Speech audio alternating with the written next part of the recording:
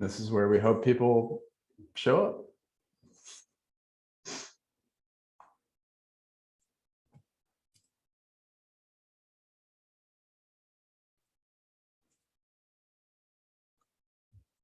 Hello, hello, and welcome. Thanks for coming. We'll get started in just a minute. Let people trickle in here.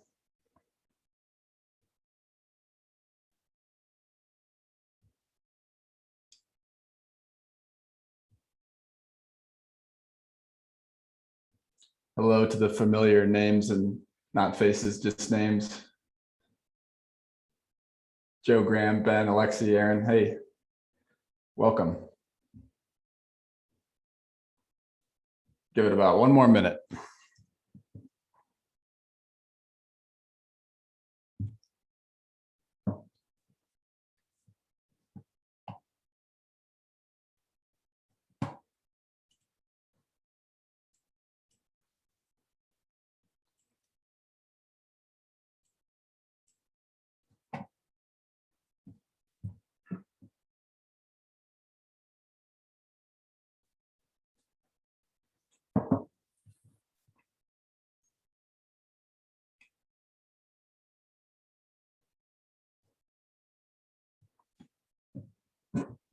All right, let's do it. So today we're talking about local grassroots communities. So I'm James Dice, founder of Nexus Labs. If you don't know me, I'll give you a little intro in just a second.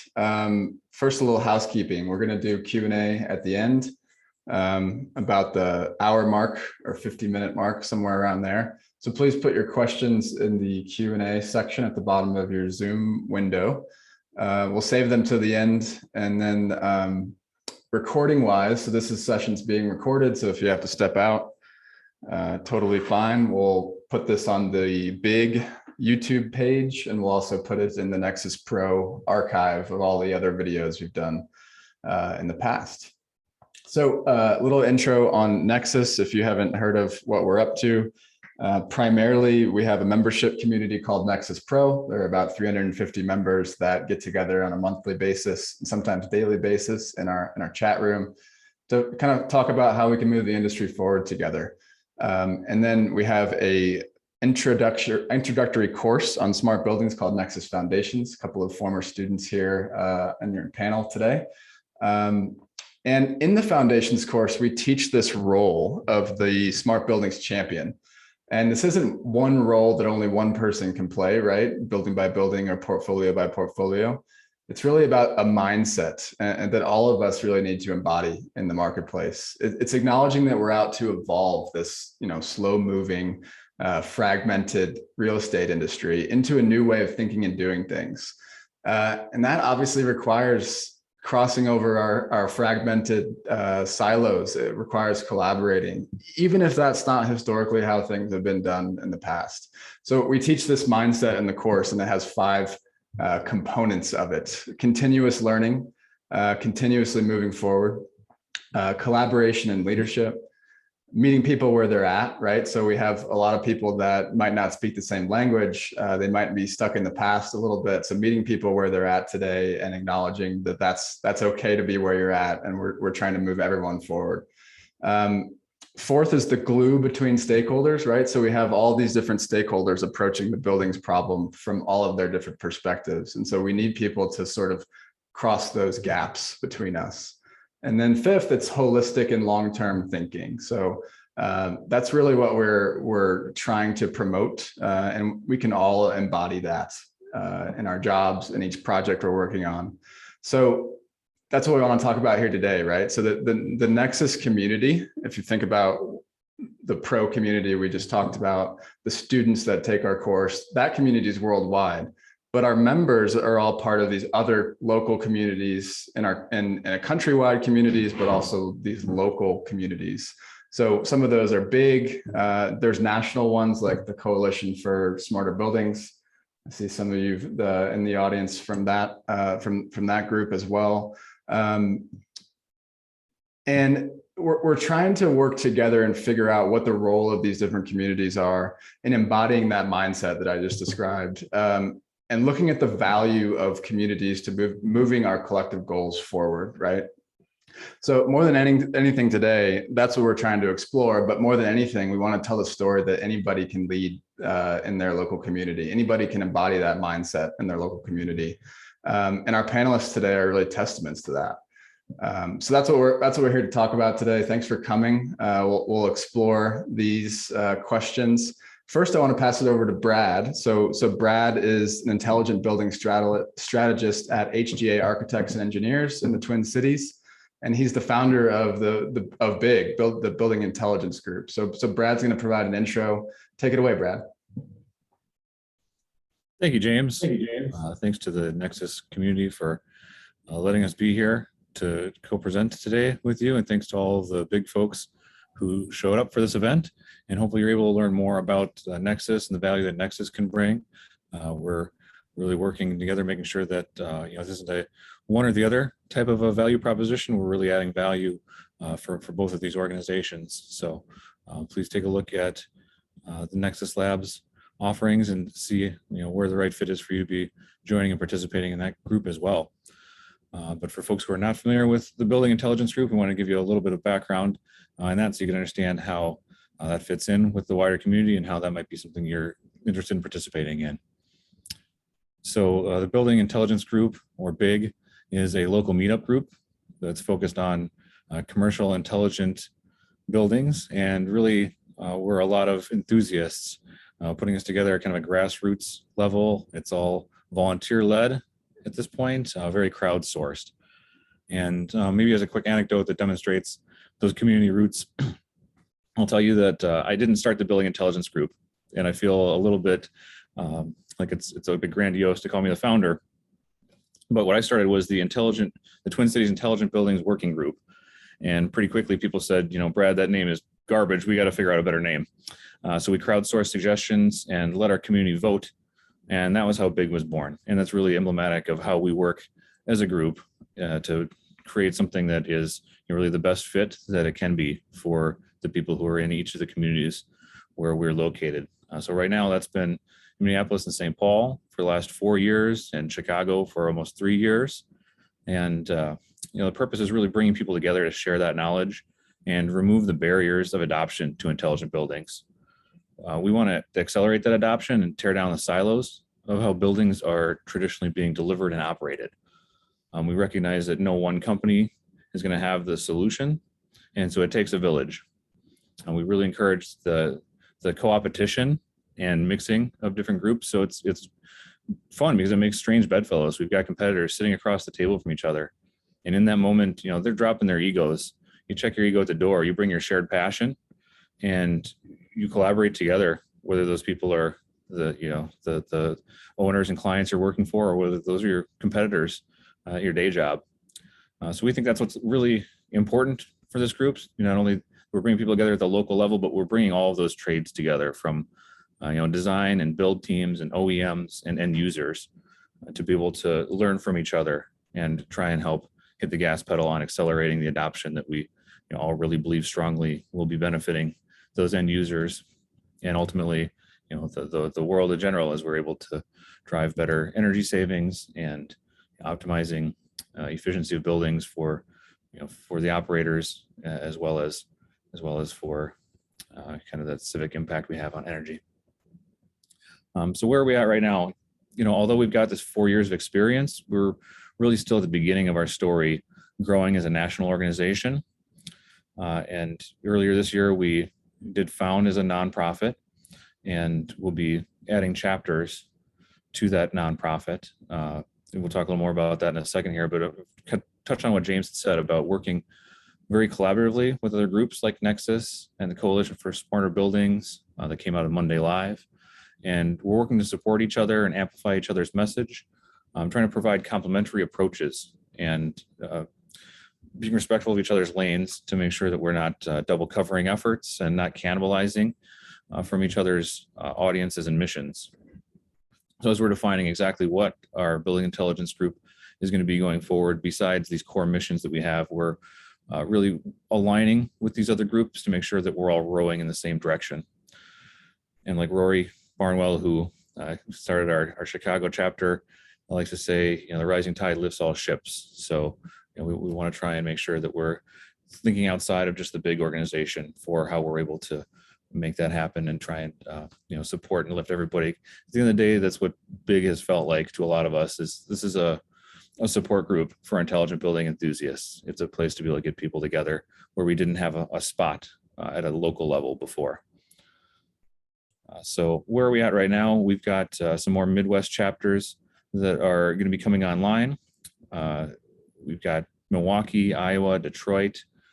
We've got East Coast, Raleigh, Durham has been seated. We've got Richmond, Virginia, and potentially Atlanta with some of the folks who are on the call today. Seeding West Coast with San Francisco and Southern California, and even some interest out of Austin, Texas, and Toronto. So it's starting to take a wider footprint, and each of those chapters are going to have their own focal points, their own missions, their own types of things they want to be discussing. So we really want to leave it up to those local chapters to be able to define the character of how they meet and how often they meet and what topics they're going to cover. And as a national organization, we want to be providing guidance and support for them.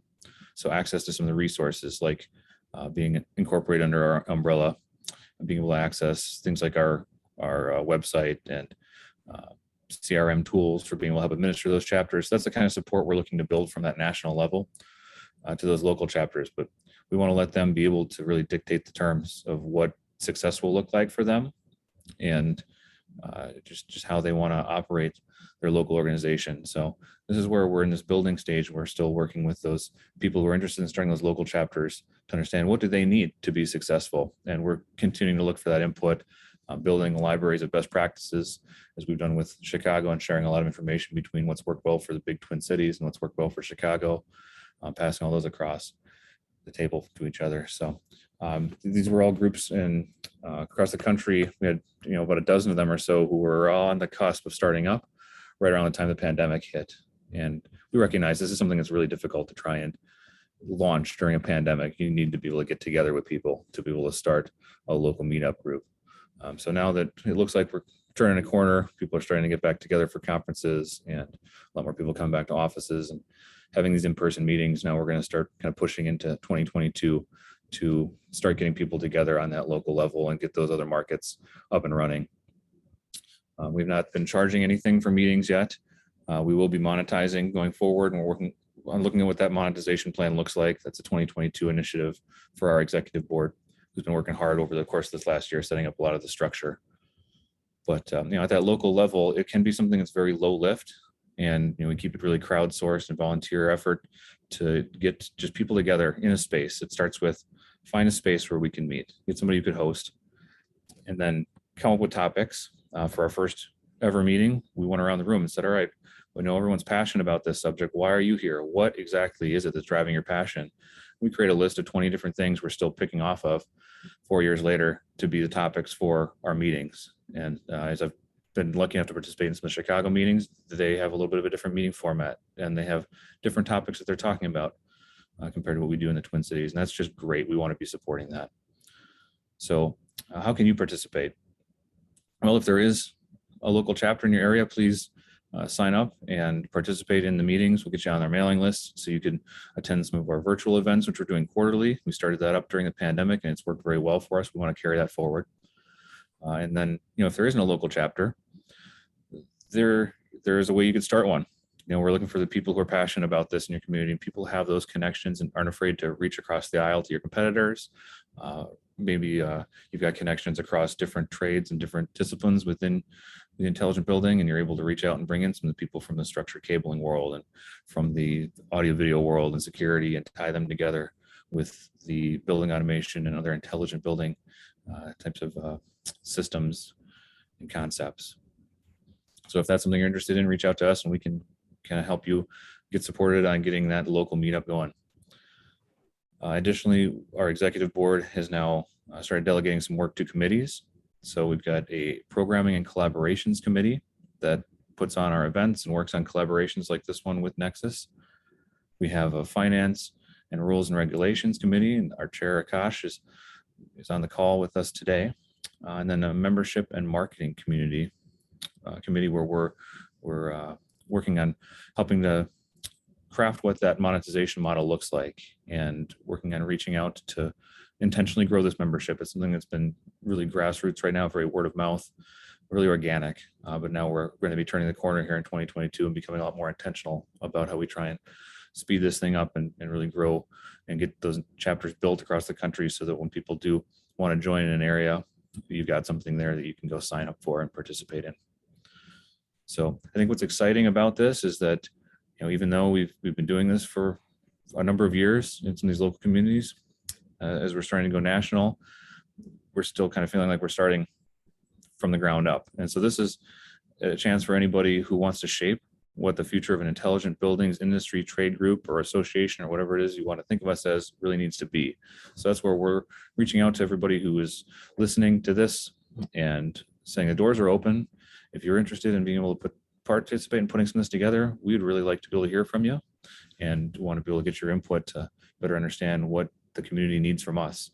So that's, I think, a pretty good explanation of what BIG is, and we'll get the rest of the folks who are on this call to be able to dive a little bit deeper into what their experiences have been.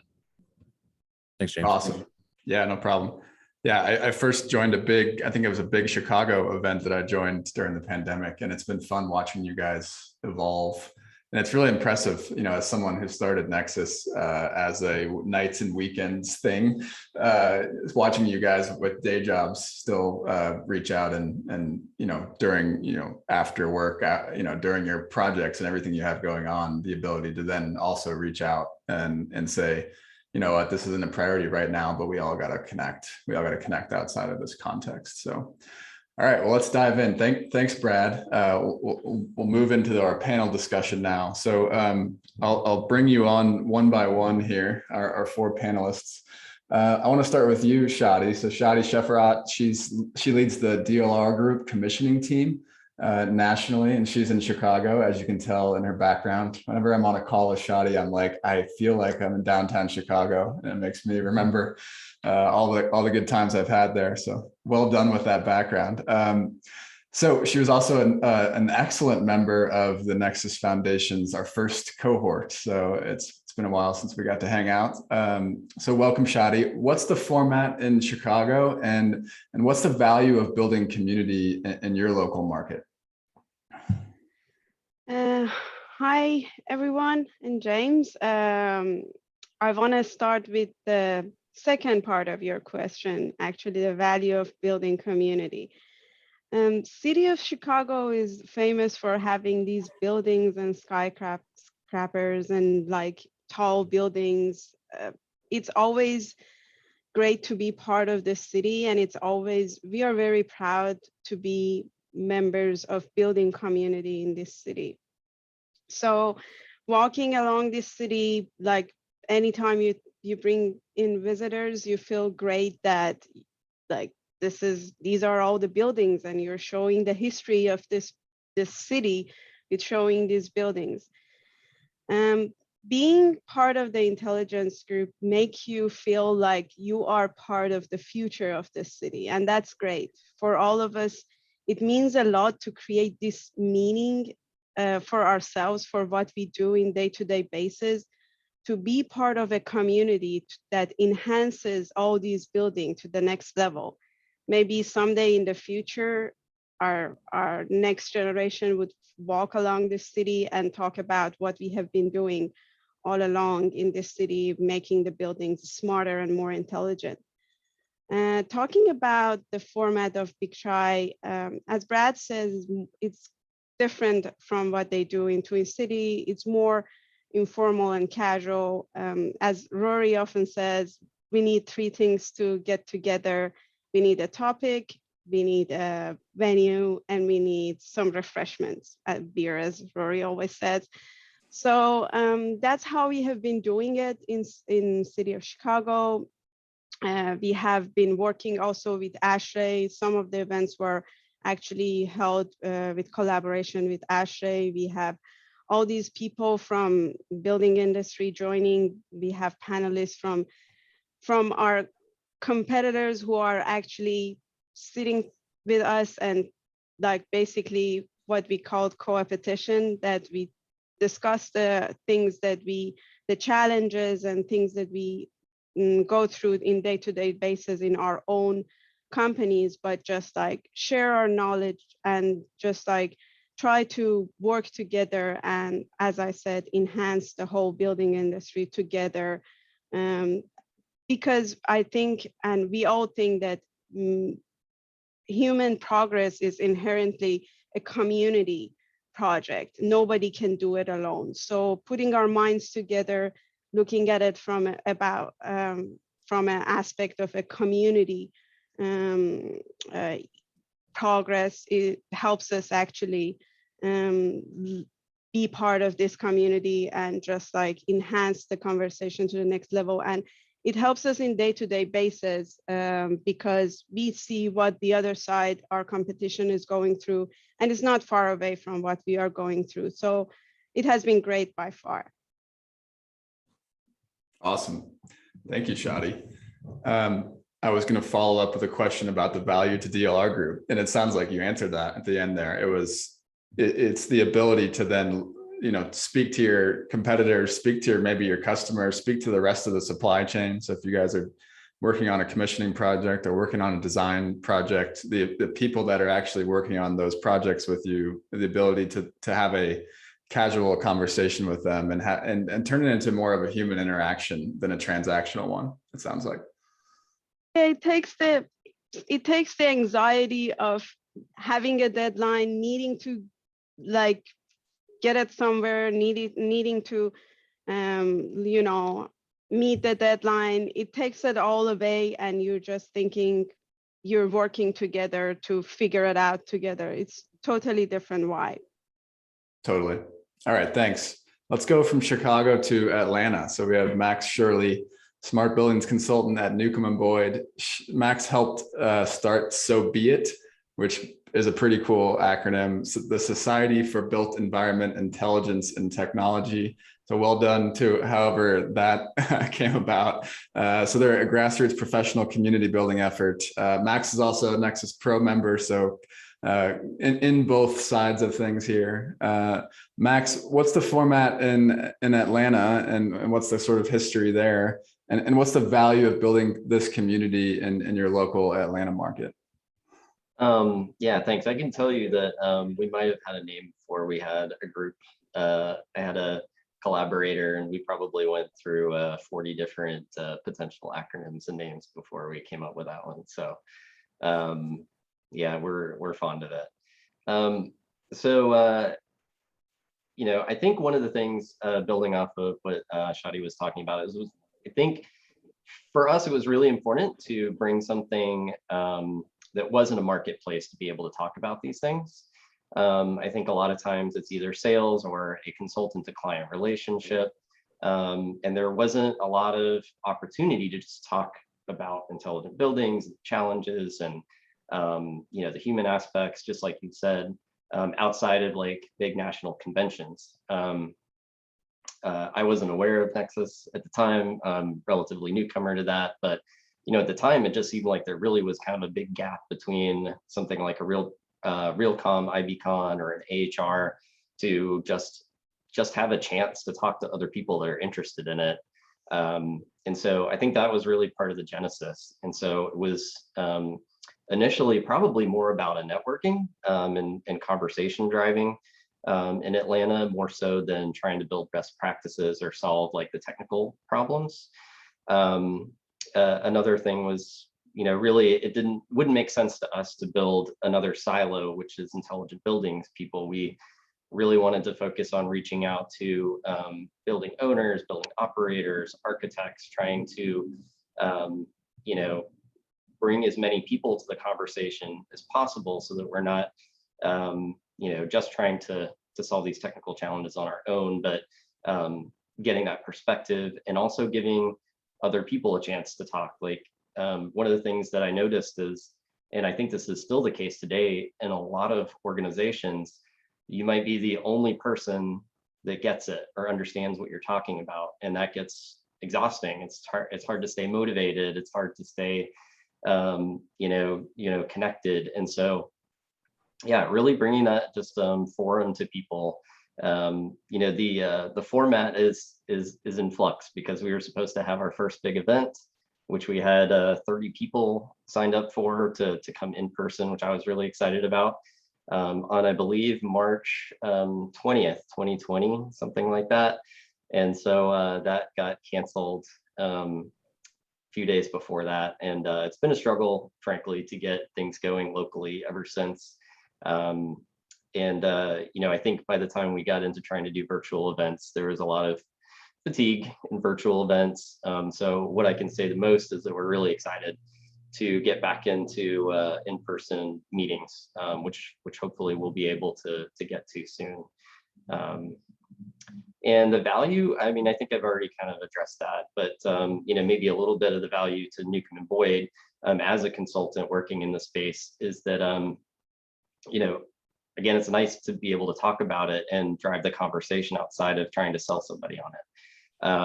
The more people that are sort of comfortable with the conversation and understand what we're talking about, the more that these conversations kind of happen in the community, the easier it is going to be for all of us to then engage and catch on to these conversations and help drive things forward. All right, thanks, Max. Go over to Richmond now. So Andy Frank, thanks for coming. Andy, founder of Novant and part of a grassroots organization in Richmond called RVA Tech.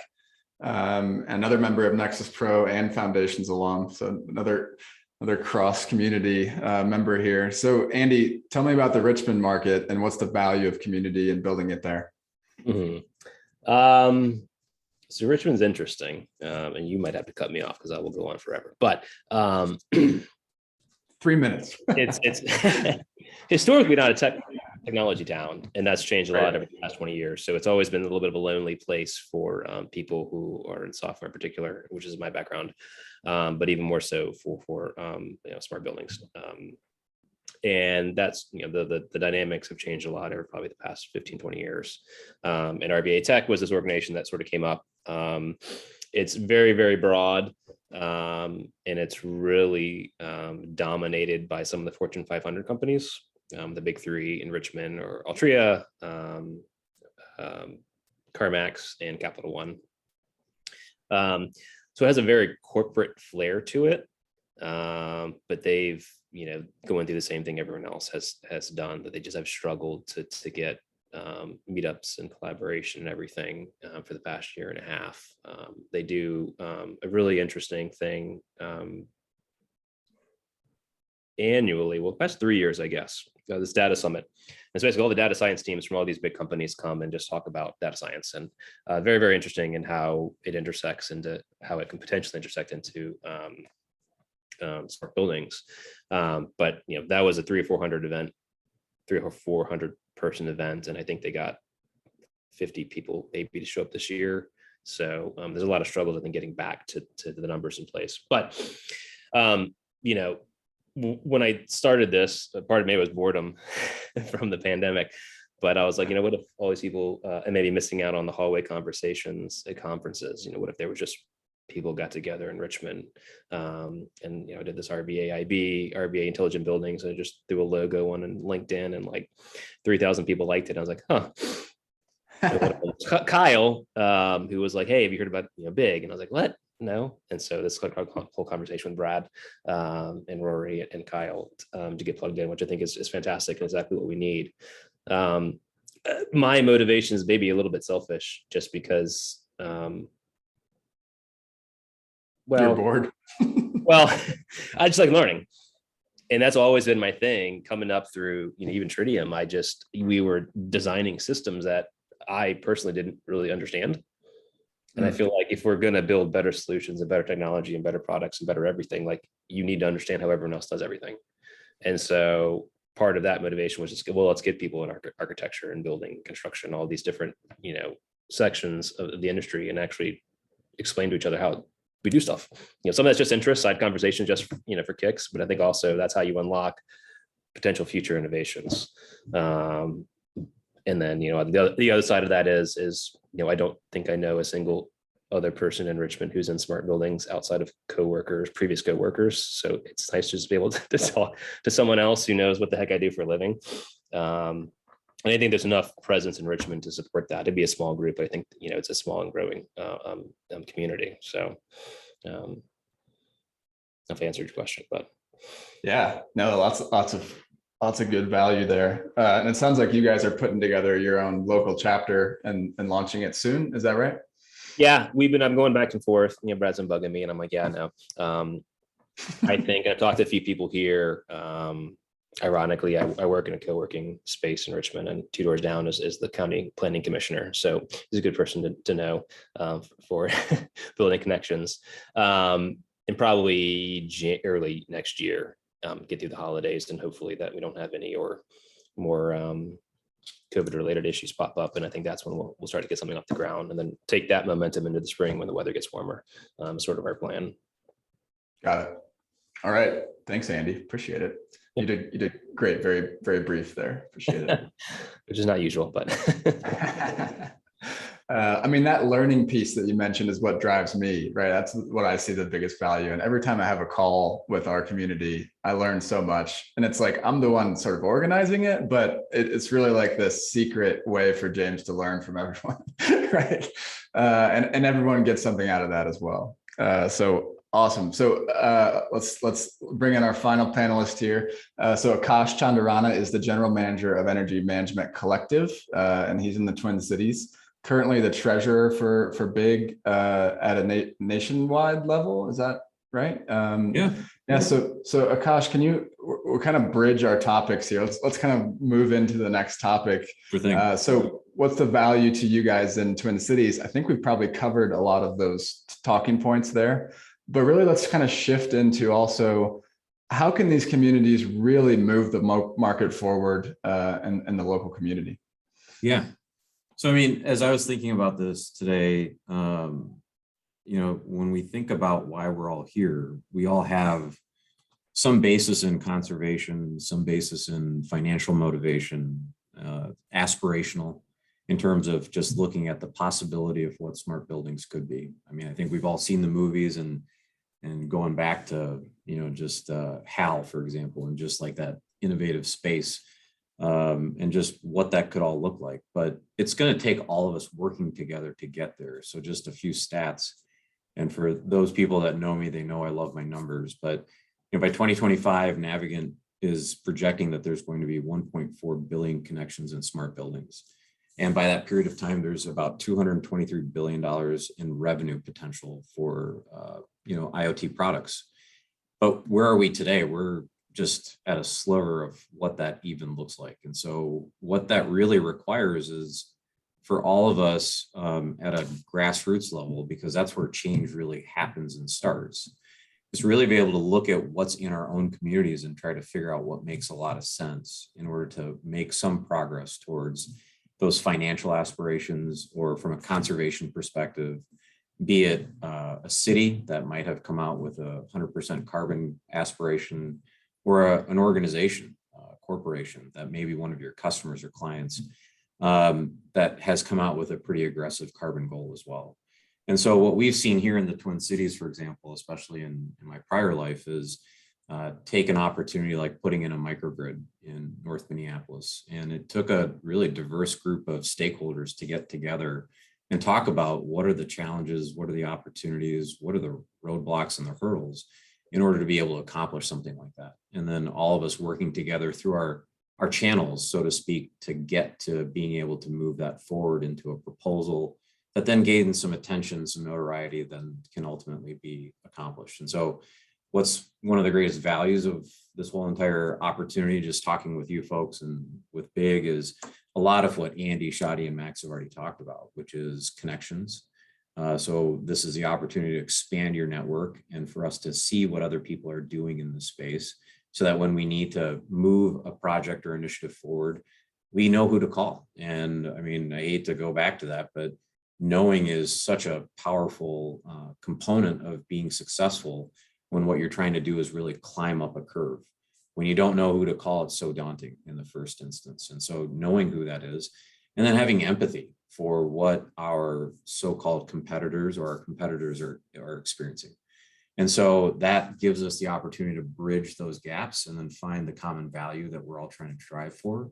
And when we can establish that commonality and that common interest, then we've got something that we can put our differences aside and our competition aside and work towards that. Because at the end of the day, those numbers that I threw out there, those are big numbers. So there's a big pie. So there's a lot to go around for everyone.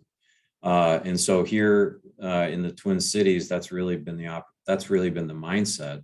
And I think what we're really looking forward to now is how do we bring more customers into the dialogue so that we can actually gain better visibility into what are their tangible, concrete problems that we need to solve, and how can we educate them and work in partnership with them so that we can really transform Minneapolis and St. Paul into a hub where we show great growth in IoT, great growth in smart buildings, in a fashion that really brings everybody along so that there's a lot of equity in that transition. Absolutely. There's a couple of things there. The last piece you said about bringing in, basically more stakeholders, but specifically owners. And that's something that when you guys figure that out in Twin Cities, you can then share it with other chapters as well. And that could spread throughout the country, which is a fascinating thing to think about and look at as we move forward. You've talked about how if you look at the energy world, right?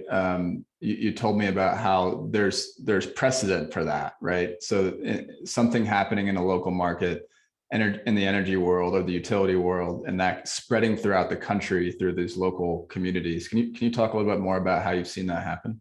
Yeah, for sure, James. For those on the webcast, I'm a recovering utility executive, so please bear with me a bit as I share a war story from that space. But one of the things that is going to be really instrumental in smart buildings really kind of taking off is leveraging the financial value and the worth that they can bring, and the robustness that they can bring to the utility grid. And we've heard the aspirational concepts of demand response, and the way I think of it a lot is really just being able to take different buildings and being able to aggregate them together. And one of the foundational pieces of that, and the city of Seattle really went off and tried to tackle this, which is through performance-based rate making, which is to really drive an incentive, not necessarily for building owners to go off and put in energy efficient lighting or LED lighting or HVAC controls and the like, but it's to use it. And so it's one thing to have it, but it's another thing to really then go off and continuously make use of it so that the building owners and the community itself can see the tangible benefits from the conservation and can measure it. And so that's a great example of how a city went off and really figured out what an incentive and an ongoing scheme could look like that really fits with what their city needs. And that took a lot of grassroots work with a lot of stakeholders involved. And it's a really good illustration and example for us to emulate and replicate as we go back to our own communities. It may not necessarily be specific to a rate, but it could be in partnership with our big building owners, and it could be in partnership with our big vendors and manufacturing partners and architects and technical experts to come forward with great ideas that can help advance smart buildings and really promoting them as an asset to our community, rather than just an aspirational vision of what the community could look like. Absolutely. Thanks, Akash. So Max, you've also talked about how pulling in not just owners is important, right? So what are the other people that you guys have focused on pulling in, other types of stakeholders that kind of move this conversation forward? I think one of them is architects, and it's a little hard to find architects sometimes that are really into the digital space and the operations, but they are out there. They win Digi Awards. I think that that's important because they're often some of the first people who are talking to a client who's interested in renovating or building a building. And so if that can be part of the dialogue, if that can be part of the conversation from the moment they start talking, then it just makes it that much easier. We come in not to sell something or to try and explain anything, but to just help solve a problem that somebody's already identified. So I think that's one of the key areas. But I also think we're going to need a lot more expertise in this field. So, in Atlanta, we're lucky to have a lot of, good universities from Georgia Tech, where I went, to the Atlanta University Center, which has a lot of great candidates, and Georgia State, Emory. There's a lot of smart people coming out of the city. And it's in our plans to reach out to them and make sure that young people are aware of the opportunities. And, in a way, I think, buildings and building buildings may not be as glamorous as some other jobs right now, but understanding that that's it's actually really complex. And it's, if you're interested in cybersecurity, it's a wild, wild west. There's a lot of really unique, interesting challenges that you could tackle in the space. So, I think those are probably two of the biggest that I see as, targets for us to reach out to and develop those relationships. Absolutely. Yeah, Akash mentioned expertise. So it's something that I think that I've learned through Nexus is there's always someone that's way beyond an expert than I could ever get to, right? So a lot of times when I'm thinking about a problem, when someone asks me a question, my first thought has been, I'm going to go to the Nexus chat room and find who is the expert, or maybe the top couple experts. And I feel like in each of our markets, there's someone or many people that are, you mentioned cybersecurity, Max, Shadi, you're coming from the commissioning perspective. There's all these different things that are pieces of the problem, parts of the solution, right? And we have these experts locally that we need to elevate and also have them start to share, what is the current best practice for this? Where is this headed? How can we all connect these different dots together?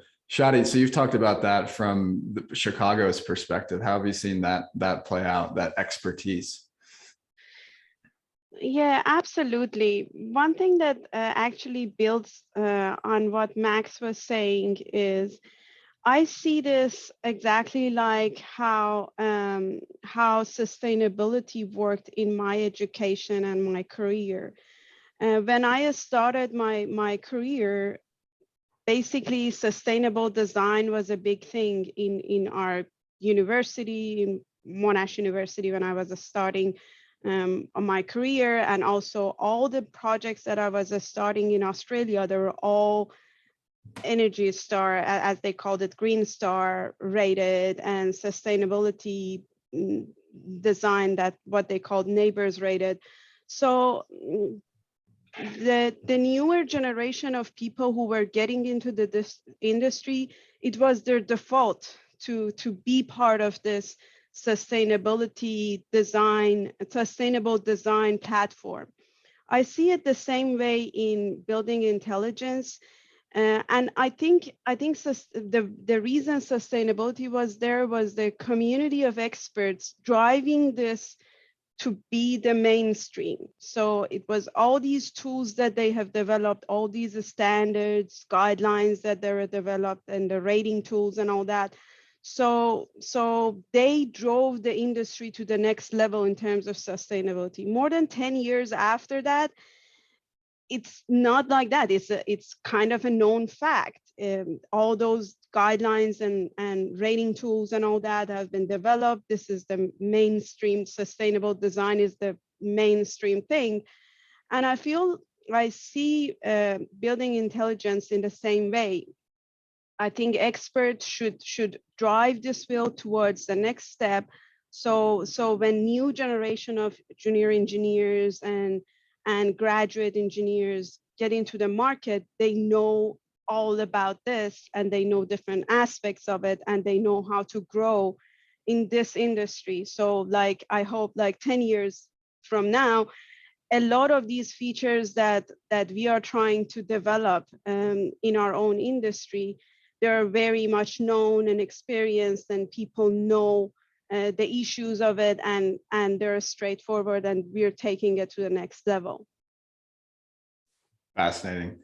I love how we can pull from these other movements, right? This is a movement, right? So, Andy, what's coming to mind for you in Richmond? How can we basically shepherd? I like the word shepherd. It brings something to mind with that transition. How are you thinking about that in Richmond?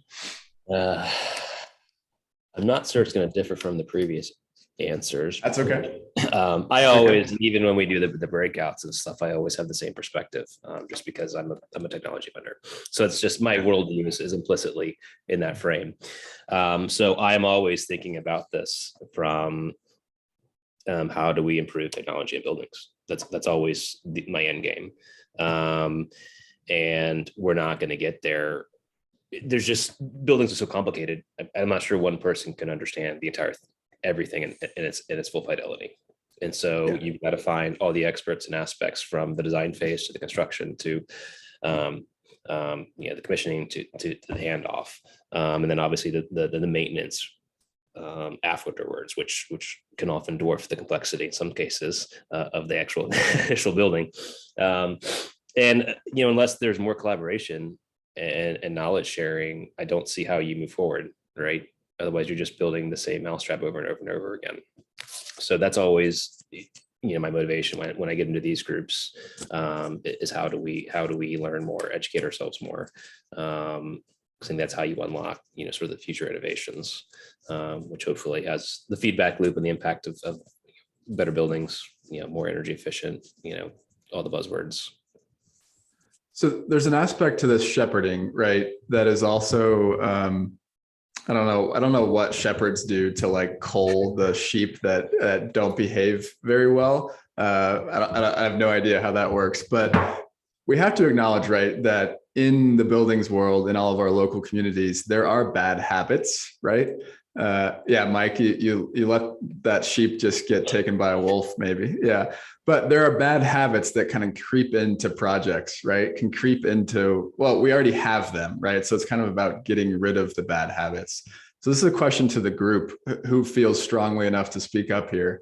How do we get rid of the bad habits that kind of get in the way? Because we've been kind of kumbaya so far in this conversation, but there's an aspect of like, we as a group, right, are agreeing upon where we're headed together. And those of you that are not going to play along eventually will get left behind. Is that a passive message, or are we actually moving beyond kumbaya in these local communities? What do you guys think? I have an opinion. Okay, go ahead. There's people that get it and there's people that don't. And people that don't, they're going to find out there one way or the other. It's not a bad thing. It just might take them longer to get up to speed, but I don't think you can, there's only so much you can do. I think these communities are important for getting the information out to people to understand where the industry's headed, how we need to do better, and how we're actually going to accomplish that. So it supports that, but I'm not sure you can necessarily, you've got to give someone a carrot, I guess, to some degree, but I'm not sure you can, force them to do that. And I think that's one of the issues that I think everyone's guilty of, because we don't have that cross collaboration. I think sometimes we're like, well, I've done this for 20 years. This is how it's done. And no one seems to step back and ask, well, why do we do it like that? Well, my boss did it, and his boss did it, and his boss did it. And we're not asking those questions. And so, I think that's part of it. There's just sort of a tunnel vision built into people just because how they came up through the ranks in whatever industry they're in. Absolutely. I'll just throw one more thing out there that builds upon what Andy said, which is, I also think that, again, going back to the value of getting together as groups and talking, is you can also start to understand the scars that people have accumulated through the years in kind of going down this progression or this transition to a smarter building. And so, or a smarter building environment, it hasn't always gone smoothly, and so, I've talked to folks who will provide examples of, we tried to go do that, and, X dollars later, and, nothing worked the way that we thought it was going to, and we just kind of gave up. And it's easier then to default to the status quo, which is a non-intelligent building, than it is to, take a chance at doing it again. And so I think that a really important aspect along with the carrot is really understanding, what's deep down inside as a barrier for folks, because usually you have to have a couple conversations to get to that. And then you can really frame up the appropriate carrot for really driving that behavior that we want. And so one of the anecdotes I love to share is that, I remember many years ago, sitting at Microsoft headquarters for a discussion with REBA, which is a big buyers alliance for renewable energy. And there were some folks there from kind of the incumbent oil, gas, and metals industry. And they were just like, hey, we want to be part of this too. We want to be part of this transition to renewable energy. And then it was kind of like, well, what's it going to take? And it's like, well, it's got to get cheaper. And ultimately, it was just a matter of unpacking and figuring out what was it going to take for really, heavy fossil fuel users to make that transition. And it's there. And then likewise here, it's a matter of really digging through this all and figuring out what is it going to take to, really heal those scars and then move forward with giving it another shot. And then it's upon us to then really deliver in that space. Max, were you going to weigh in there? It was. Yeah, I think so. One of the groups that I didn't mention earlier when you asked me, but this topic just reminded me, is inviting contractors and developers to the table. Because I think a lot of the biggest challenges that we run into in trying to, implement the smart technology that the champions want to see as part of their projects is things like the original project budget and whether there's the right line items involved, how the different scopes go out to market. And so we're often trying to nudge the procurement and the bidding and all that stuff in different directions. And it's so hard when you're coming in late to the project, which we're still often doing. So I think one of the strategies is really trying to get out in front and invite, again, some of these people that are really in charge of setting up the projects from the beginning and help have it, educating them and empowering them, not just educating them, but empowering them, giving them the tools to understand how to execute projects in a way that's going to be, successful for the smart building technologies. And also when and this is a little bit more in the consulting, but I'm mentioning it because I think it's something that could, really be, potentially a pillar of the organizations that we're talking about, big Nexus. And you already do this obviously in your class, James, is, empowering those champions to go forth and do and educate internally to their team, because if you find that one person that gets it, they can only go so far with it unless they're the CEO of the company. So I think that's something that would be a good priority for something like big to have, is providing those tool sets and empowering those people that have the keys to kind of re-engineering how the built environment works and how the projects work, would be a good goal to have. That is a great segue, actually. Shadi, did you raise your hand though?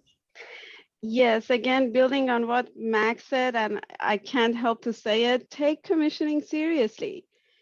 We are the ones who are there from early on. We can set these goals. This is something that is important from the owner's point of view to just get us involved from early on, so we can build into what is the performance requirement, how is the building going to operate in the future. These needs to be what we call OPR, needs to be taken seriously by the owners, and then educating commissioning authorities in a way that they understand what they need to review early on in the design and in the submittal. So oftentimes we see all these goals about energy and operation are set in the beginning, but the documents are not developed the way the building needs to be built in the future. So it's important to educate the commissioning authorities to understand these aspects of the design and construction, be able to communicate this with the owners, with the design teams, with the contractors, and also take them seriously each step, because oftentimes we mark these up, we tell the people, but they weed them out.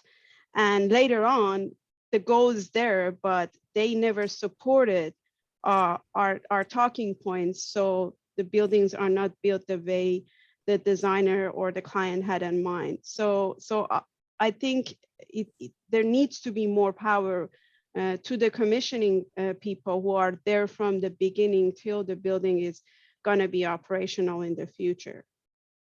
Thanks. Yeah, what's coming to mind there is like there are several best practices, kind of a boring word, but like patterns that are part of this transition from an old way of doing things into a new way of doing things. And the more and more we can share those patterns and have those talking points ready and agreed upon and shareable, and so we can educate what this transition's like, what's this new way of doing things that we're talking about. That's also a great segue. So I want to talk about how we have all these local organizations, right? What's the role of local versus the national group, and how can we sort of create this unified voice, right? And so that we're not then making each, individual city its own new silo, right? How do we grow this communication level up to the national level, and like what are the roles of local versus national? Who wants to kick off that conversation? Go ahead.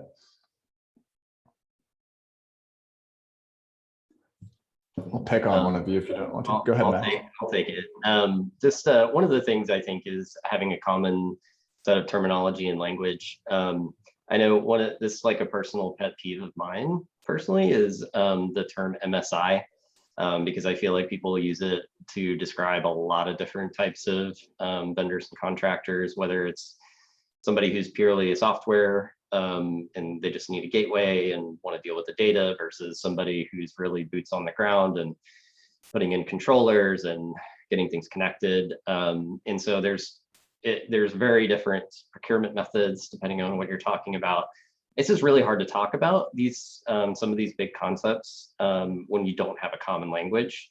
I mean, it's also a barrier of entry, I think, for people that are just trying to get their feet wet, because they're like, I don't know, this guy said this thing and she said something else, and I don't even know what an MSI is. And so I think that's something that does kind of tend to develop in a local market, depending on who's like the power players and the terminology that they use. I mean, they can easily conflict. So that's something I would love to see, our local group be able to benefit from a national conversation on. Absolutely.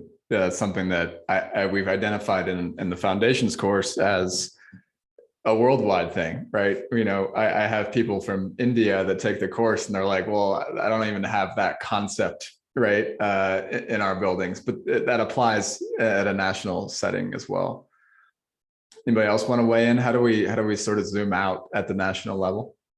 I mean, I'll jump in. I think the local atmosphere, the local environment provides, really rich examples of what's happening that's really unique to that particular environment. But really at a national level, you get to pull the threads out and you get to see how do those pieces then fit together, and then really becomes the job of knitting all those different local stories together. And so I fundamentally always go back to, if we solve problems locally, we're going to be able to move the needle, but at some level you have to then bring that into a 50,000 foot story that you can then share and then advocate around and amplify. And that's really the national level's job, is to really figure out, okay, what thread can I pull out of this particular effort going on here and then there. And so when we look at big, for example, it's like looking at all the different chapters and saying, okay, that's going on here, here, here, and here. But this all weaves together into this headline.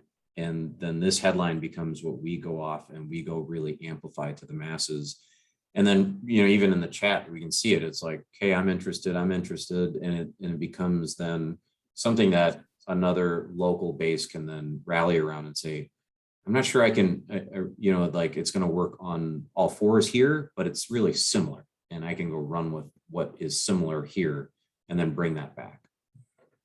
Yeah, I think absolutely. That's where my head was at, is just that there's probably a byway feedback loop that's just probably someone on the top level needs to just be watching what's happening, all of these things. And there probably needs to be some kind of process where very not very not granular. What was the opposite of granular? Concepts, right? Or abstract concepts. And they just go dumped in just sort of a brain dump document somewhere that people sort of, like you said, pick through and say, well, what's the macro concept here? And versus what's the micro specific to this market. And then those get funneled up, but they need to come back down, right? The local chapters need, well, what are we seeing in California that might apply to me? And I think that's probably the job of probably the overall organization to sort of manage that to some degree. But yeah. That's where there's so much alignment between Nexus and Big, and then really in Nexus, and I see Anto's on the call Monday Live, and there's stuff in the chat about the Coalition for Smarter Buildings from Rick. That's where I feel like we all have to come together. Let's create this unified language. And Anto and I have been emailing back and forth. How can we start to align the Smarter Stack framework that the Monday Live group is using? And we've developed a similar framework in the foundations course. And so I think a goal would be to get those so we're all speaking the same language, so then we can communicate. How do we all fit into this? They call it the Smarter Stack. How can we fit into a building's, the group of people, the group of technologies that are coming together to collaborate around making this building, this portfolio smarter? Shada, you also mentioned ASHRAE. So when I think nationally, I also think about these national organizations that need to understand the concepts that this group understands as well. So how does that work with ASHRAE, IFMA, BOMA, USGBC, like all these other national organizations that, by the way, also have local chapters? So how does that, how do you guys think about that as well?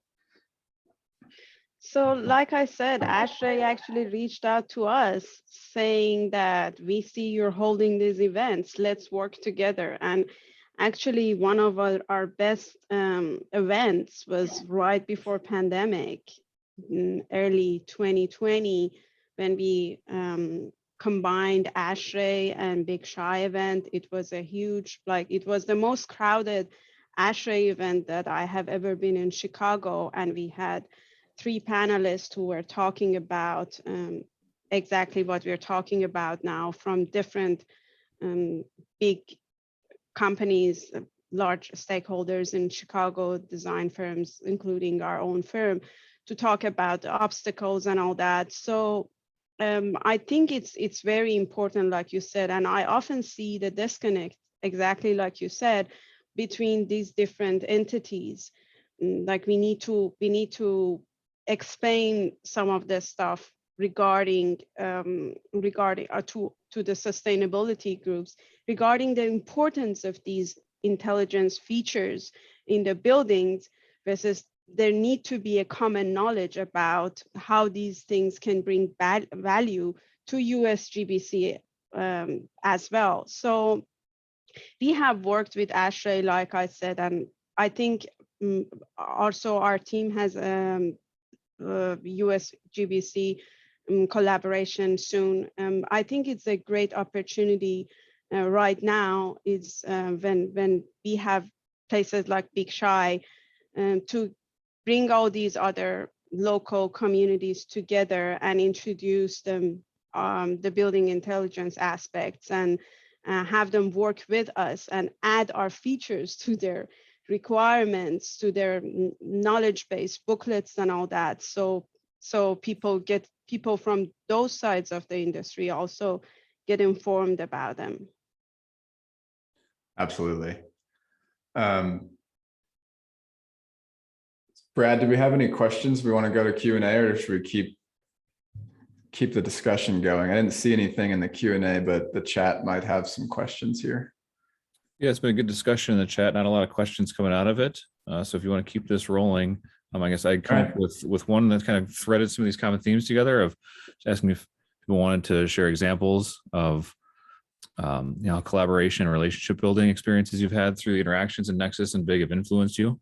So maybe throw that out there if you want to chew on that. Yeah, I mean, I think that's a great Q&A. So we got about 10 minutes left, everyone. So we're kind of winding down the discussion, do some Q&A. So if I can repeat that back, I'm gonna make sure I understand the question. You want the panels to kind of share their experiences meeting people in these communities and how that has impacted them?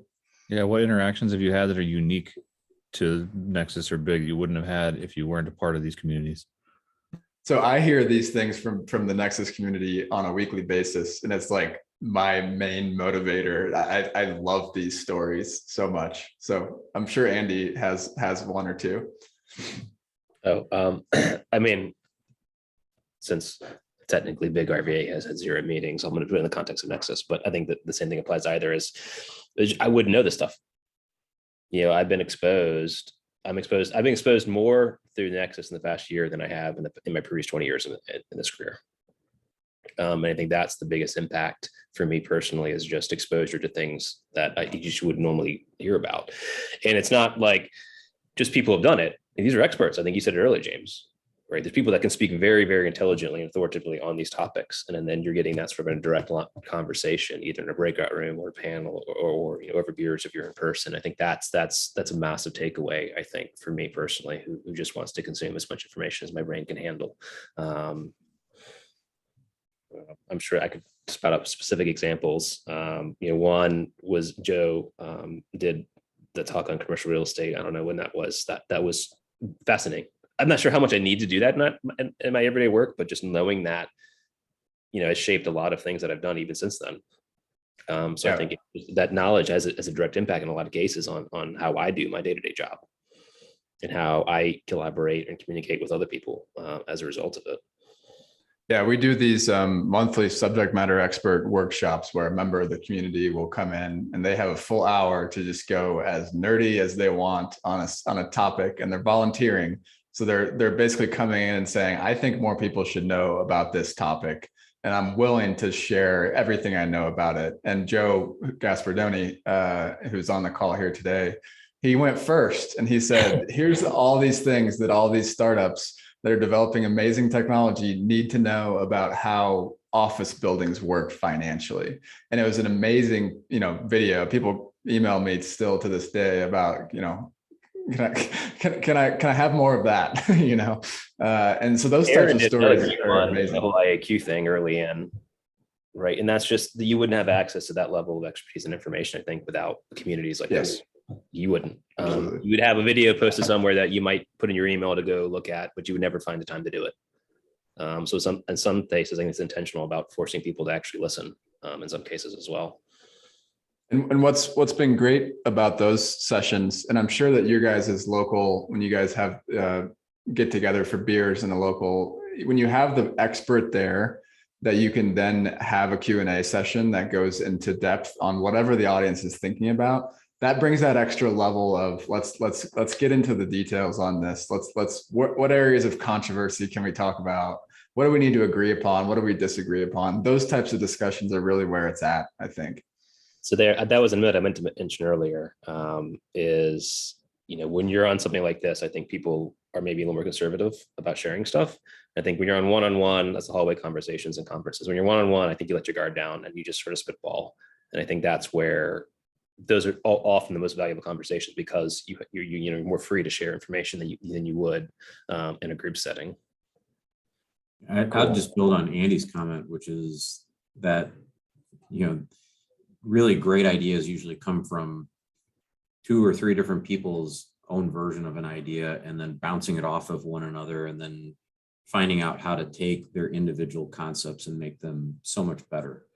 And my experience, at least with, the big events that I went to pre-pandemic, where we were all face to face and talking, was really that. It's all of a sudden you're talking to somebody and you're like, wow, I didn't even know that somebody was trying to solve that problem, let alone the ones that I'm working on. And you then share a bit of how you're approaching your problems and the direct feedback that you're getting from your stakeholders and your constituents. And then it's kind of this eye-opening moment for both people, because you're able to grab a little bit from each other and take that back to your respective things and, widgets, concepts, programs, whatever they might be. And all of a sudden you're able to make some changes that just, again, make both people's concept better and more